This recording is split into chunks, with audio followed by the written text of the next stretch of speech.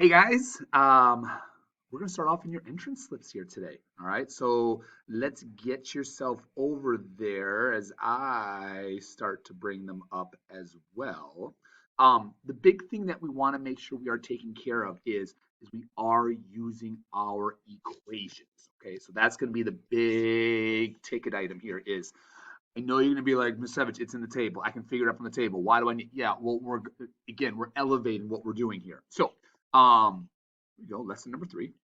They're asking if things are proportional. Okay, how do you know? All right, so vocabulary over and over again there.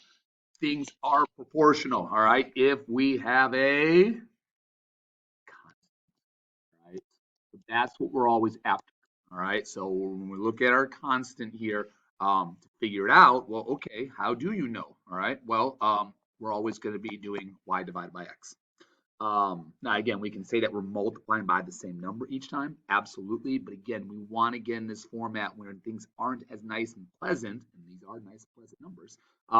Again, we can see more consistency. So, number of roses, that's going to be your X. The price, that's your Y. Again, we're going to be getting into figuring out who X and Y is.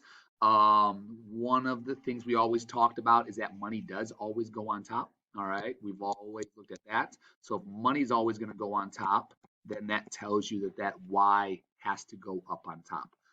But again, for right now, we will give them in the order for you to use. So every single time we do 9/3, which is the same as 3 over 1, which is the same as 3. All right.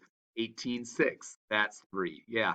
27/9, yep, that's 3. 36/12, yep, that's 3. And 45/15, yes, that is 3. So is the price proportional to the number of constants, to the number of roses?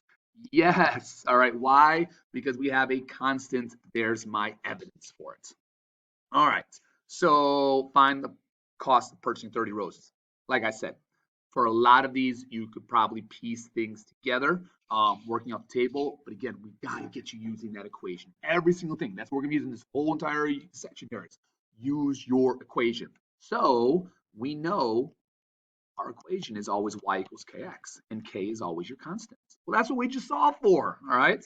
So y equals, and then the idea here is, okay, 30 roses. Roses. Go back up here. Roses. Oh, roses were the X's. So, yep, you're going to plug in 30 for it, and you're going to get 90.